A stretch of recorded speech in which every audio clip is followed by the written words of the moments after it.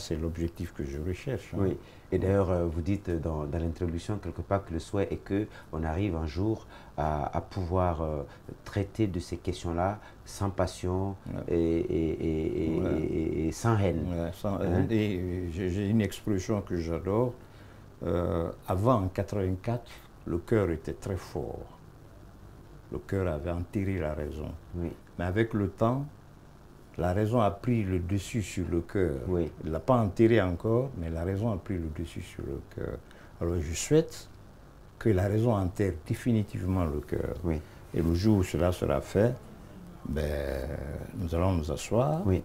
Je sais que c'est votre papa qui a tué mon père, il y a tant, mais malgré tout, on échange, Oui, on fait oui. le mariage entre nous. Mm.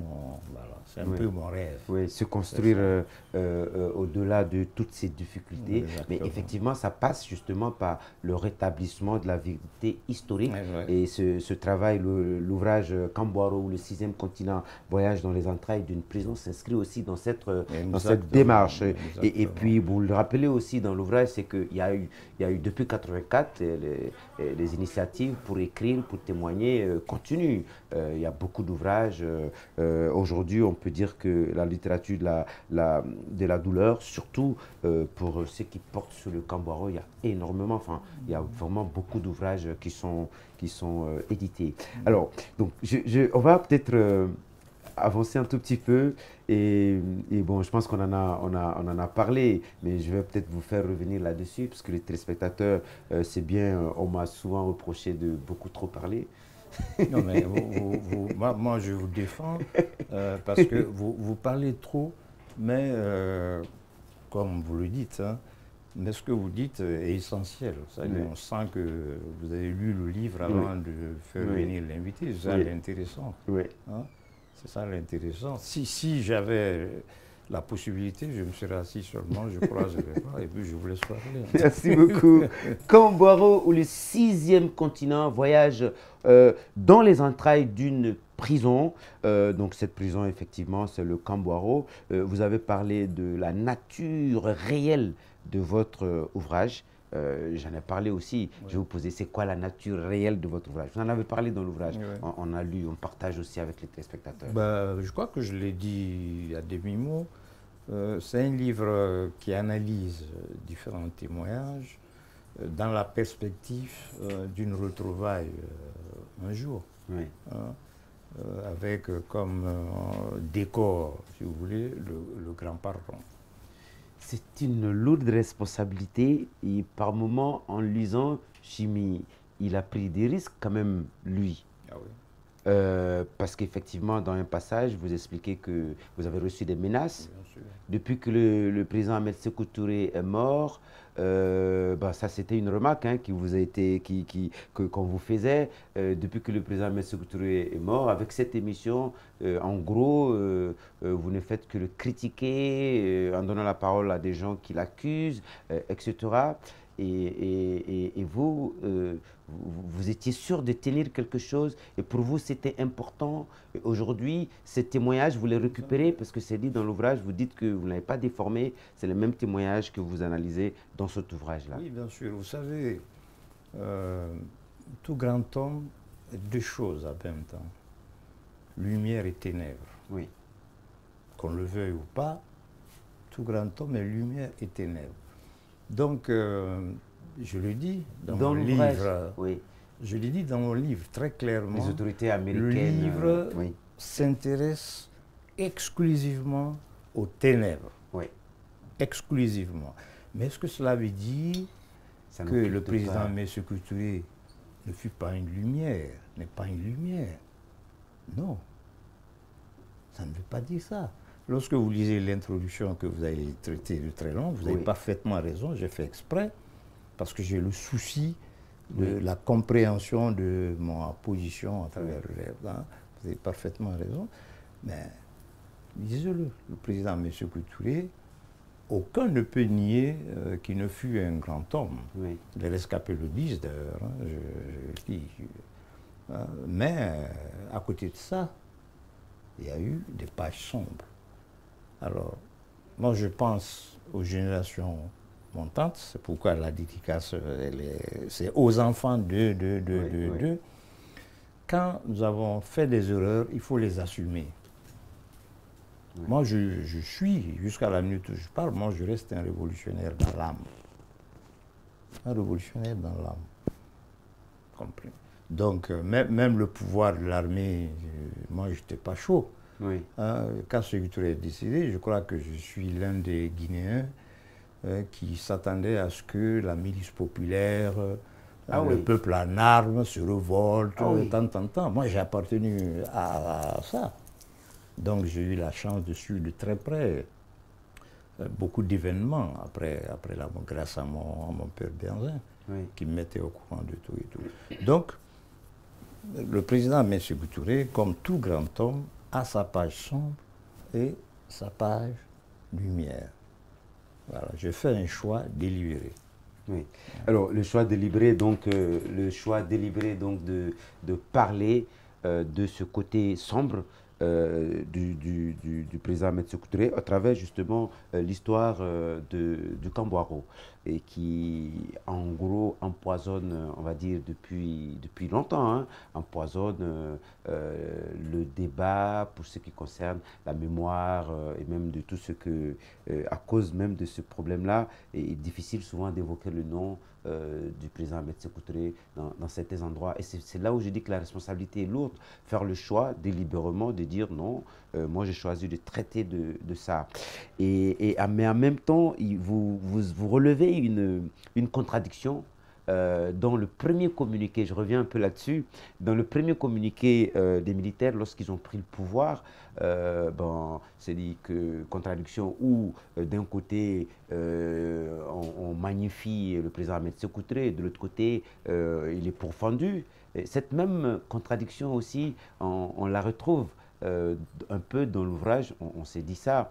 Le lecteur, j'ai perçu ça en fait aussi à partir du moment où vous expliquez que vous donnez même des exemples à l'appui de ce que fut le président Ahmed Sékou Touré en tant que grand homme, avec des témoignages, références à l'appui d'ailleurs des autorités américaines à l'occasion de son décès, qui lui rendent hommage. Un grand hommage d'ailleurs, comme étant un des grands hommes du siècle d'ailleurs, hein, ça va plus loin.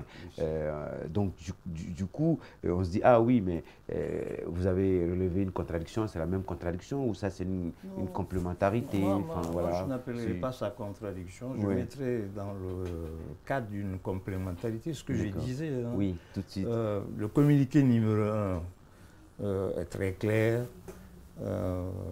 Dit d'un côté, l'œuvre d'Ahmed Sékou Touré aura été de... Oui. Mais quelque part, c'est dit, sous l'influence de compagnons encore tachés de sang. Tachés de sang, oui. Voilà. Donc, c'est une complémentarité. D'un côté, on reconnaît, la lumière de l'homme, mais de l'autre, on ne s'attaque pas à lui directement. Oui. On dit sous l'influence de compagnons, mais encore tachés de sang.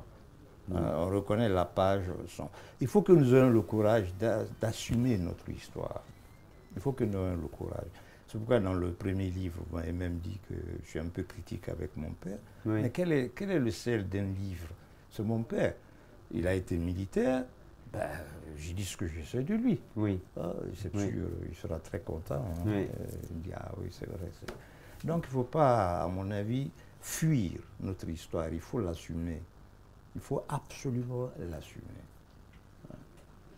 Assumer notre histoire, donc c'est aussi le propos qui se dégage, et ça c'est l'auteur qui nous le dit sur le plateau. Là on parle du Kambouaro, donc c'est le titre de son ouvrage, Kambouaro ou le 6e continent, voyage dans les entrailles d'une prison. Effectivement, on a parlé de structure. L'ouvrage aborde donc les complots et analyse pour comprendre est-ce que les complots dont il est question, à propos de la Révolution, les complots, est-ce que ce sont des complots qui sont vrais ou est-ce que c'est des faux complots? Mythe ou réalité? C'est abordé, effectivement, c'est un peu surprenant parce que quand il est posé dans le livre mythe ou réalité, et on s'acharne sur les pages pour tenter de comprendre. Il ne faut pas s'attendre, ce n'est pas un oui ou un non. Vous nous opposez des explications avec des éléments qui même, nous-mêmes, au-delà, au travers de votre analyse, que nous aussi, on fasse notre propre analyse. L'ouvrage nous donne cette possibilité. Effectivement. Et ça qui est intéressant, parce que ça, c'est noté là-dedans, et ça, c'est très frappant, parce que bon, vous indiquez aussi que c'est des témoignages que vous rapportez. Ces faits-là, les témoignages parlent des faits, donc c'est les faits aussi, en quelque sorte. Mais vous dites que dans un passage, que les témoignages, seuls les témoins n'engagent que historiquement que ceux qui ont dit. Et ça, c'est important de signaler au passage. Alors, pour revenir un peu à la structure, vous parlez des complots. Donc, c'est une liste de complots, étape par étape, de façon chronologique. C'est abordé depuis déjà avec les années en 1960, avec le complot des enseignants. Et puis ensuite, tous les autres complots, en passant par le complot Peul, le contexte est décrypté avec des témoignages, tout est expliqué. Et en 70, avec l'agression portugaise, il y a d'ailleurs énormément d'informations qui est livrée dans l'ouvrage. Et c'est vraiment, je ne sais pas si on peut l'appeler un livre d'histoire, mais c'est quand même un livre qui traite de cette histoire, même si ce n'est pas un livre d'histoire, extrêmement intéressant. L'incarcération du fils du maire de Lisbonne qui est évoqué là-dedans. Et puis ça, c'est extraordinaire parce qu'effectivement, on a un témoignage sur un responsable de prison qui a eu à recevoir ce fils du côté des Kilia et puis ensuite à l'abbé, avec vraiment on découvre des choses et on se retrouve plongé dans cette période-là.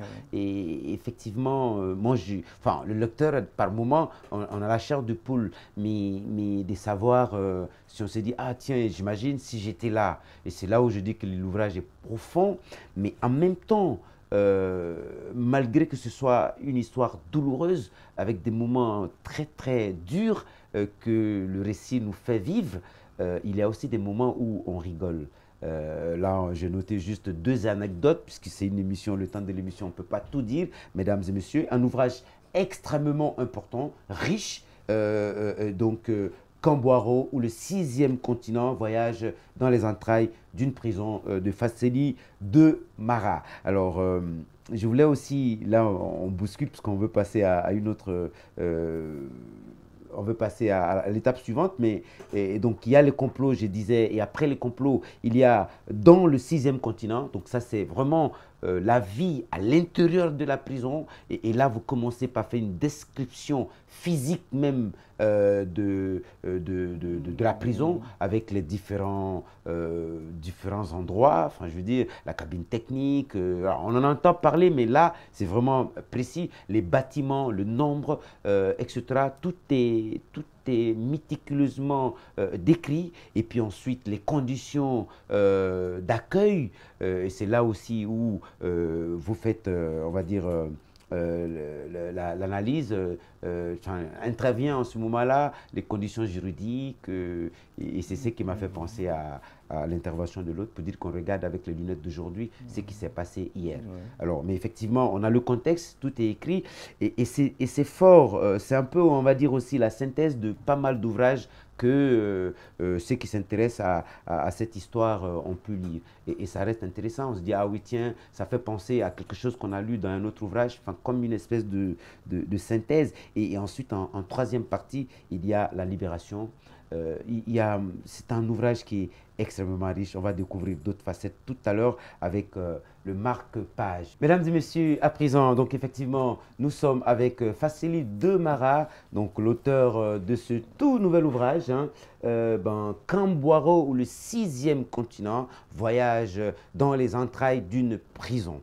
Alors, donc à présent, on a parlé un tout petit peu, on ne peut pas tout évoqué sur ce plateau. On vous invite à vous procurer de cet ouvrage et de lire riche. C'est à la limite, ça c'est notre point de vue, en tout cas à la limite de synthèse de beaucoup d'ouvrages qui traitent de la problématique du Kambouaro. Des témoignages. Oui, des témoignages. Moi, je dirais des témoignages. Voilà, des témoignages. D'ailleurs, parlant de témoignages, on va passer à présent, mesdames et messieurs, au marque-page.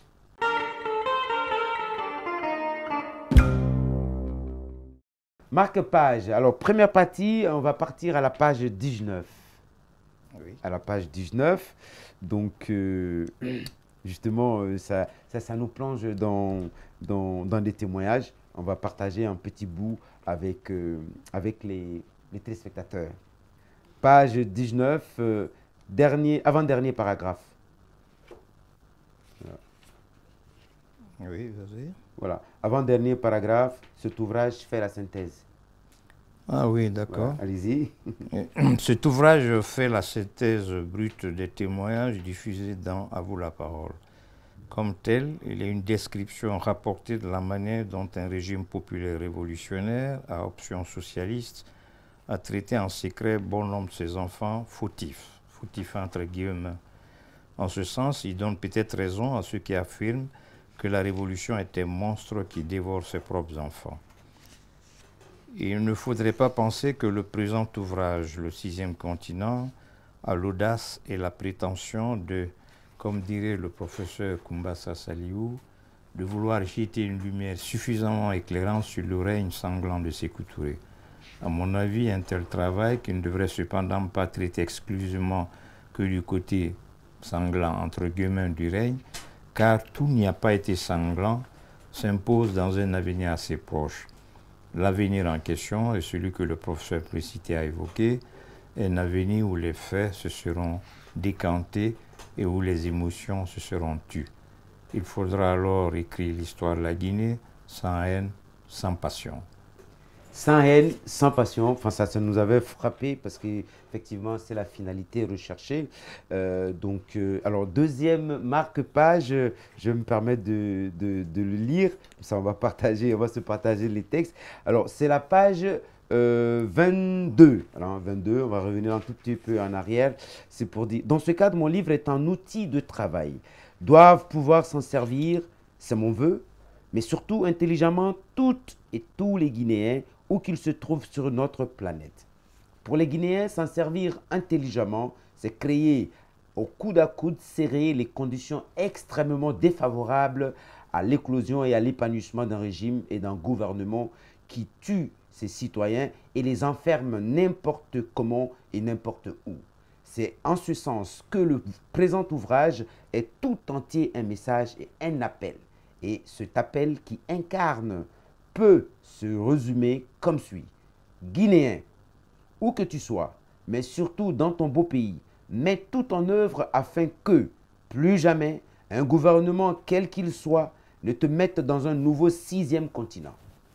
Parce que tu as dit que, parce que tu as pensé que, parce que tu as critiqué, parce que tu préfères que, parce qu'il paraît que, parce qu'il semblerait que.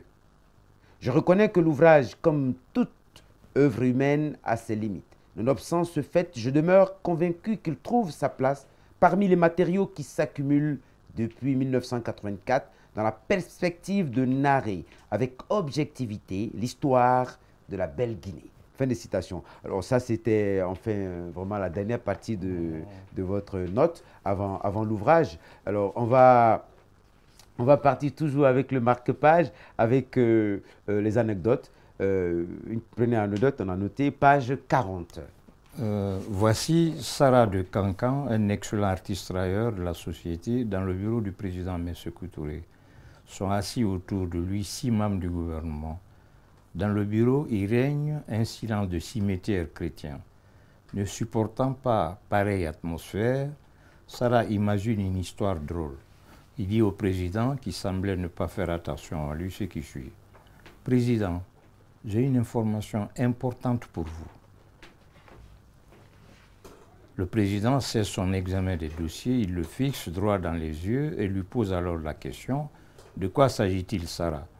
À Sarah de lui dire « On dit que lorsque Tidiane a attrapé votre main, qu'il vous a tiré de votre voiture, vous a terrassé, s'est assis sur votre ventre et vous a donné 2 coups de poing au moins. Les ministres tremblent de peur. Un d'eux demande sans succès l'autorisation d'aller se mettre à l'aise. Le président Ahmed Sékou Touré alors dit « Sarah, qui t'a dit de telles âneries ?» Sarah répond « Celui parmi nous, excepté votre auguste personne, qui ne rira pas. » Alors tous éclatèrent de rire, allant jusqu'à se rouler par terre. Oui, extraordinaire. Ça, c'était le deuxième, le troisième extrait pour le compte de notre marque-page consacré à l'ouvrage Kambouaro ou le 6e continent, voyage dans les entrailles d'une prison de Fassili de Mara. Alors, toujours, page 71, anecdote 2. Sékou Touré et Fodeba Keïta conversent autour de la nouvelle prison. Sékou Touré à Fodeba, je cite, « Fodeba, penses-tu qu'un être humain peut être mis dans ces cachots ?» À Fodeba, réputé pour son obsession pour l'ordre et la discipline, de répondre, je cite, « Pourquoi pas, président ?» Les ennemis de Fodeba ont vite fait de convaincre Sékou Touré du fait que Fodeba a construit cette prison pour l'y loger un jour. Lui, Sékou Touré. Fodeba y sera logé. Pour une certaine opinion, cela était prévisible, car qui construit une prison finira par l'habiter tôt ou tard. Fin de citation. Donc ça, c'est le troisième marque-page, donc extrait de l'ouvrage Kambouaro ou le 6e continent. Donc le 6e continent de Fassili de Mara. On va peut-être voilà, on va peut-être s'arrêter là pour permettre d'échanger un peu encore sur l'ouvrage. Avant de passer aux questions que nous allons vous poser face caméra, j'ai envie de dire, il y a énormément de choses. Il y a 2-3 tableaux qui ont retenu mon attention, parce qu'il y a énormément, il y a des noms, il y a des listes, et donc des tableaux que vous avez élaborés.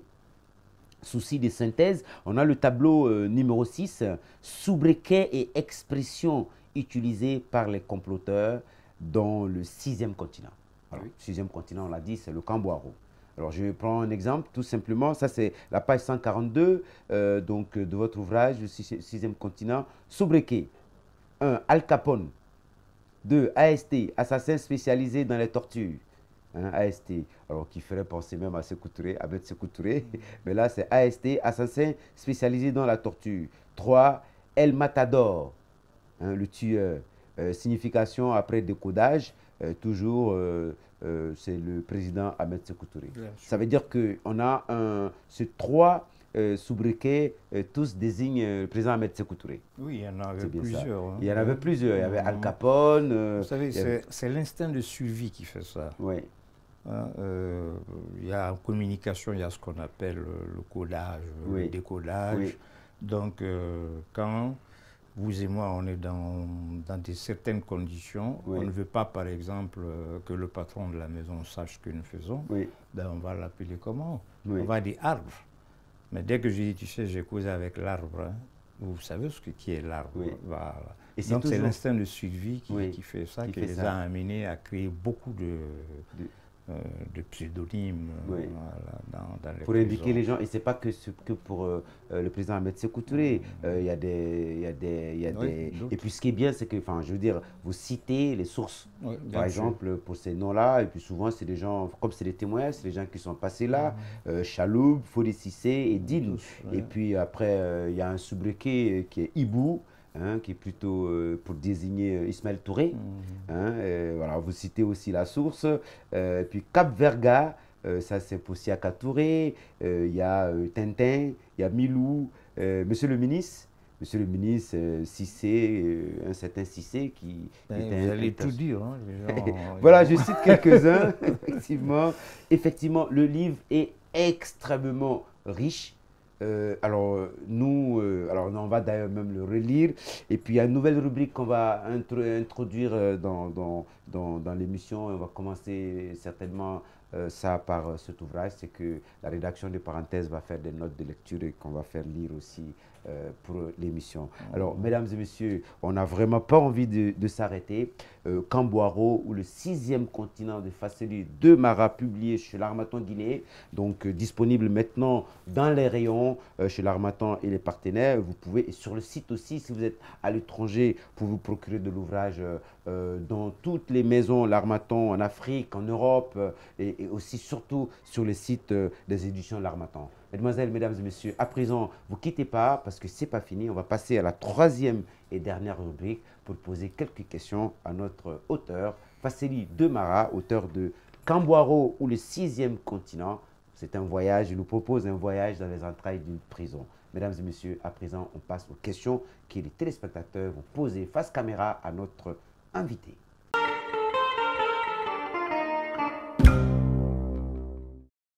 Monsieur Fasseli de Mara, bonjour. Bonjour. Alors, la première question est la suivante. Qu'est-ce que vous attendez de cet ouvrage? J'attends que les Guinéens s'en approprient et en fassent un objet, un grand outil dans le cadre de la recherche du pardon national. De Mara, bonjour. Bonjour. Dites-nous à qui s'adresse cet ouvrage? Tous les Guinéens. Regardez la dédicace. Lorsque vous aurez acheté, commencez par regarder la dédicace. Monsieur Fasseli de Mara, bonjour. Bonjour. Quel est le message que vous avez voulu transmettre en écrivant cet ouvrage? Connaître d'abord ce qui s'est passé et faire en sorte que ce qui s'est passé ne se répète plus jamais dans notre beau pays. De Mara, merci. De rien, merci à vous.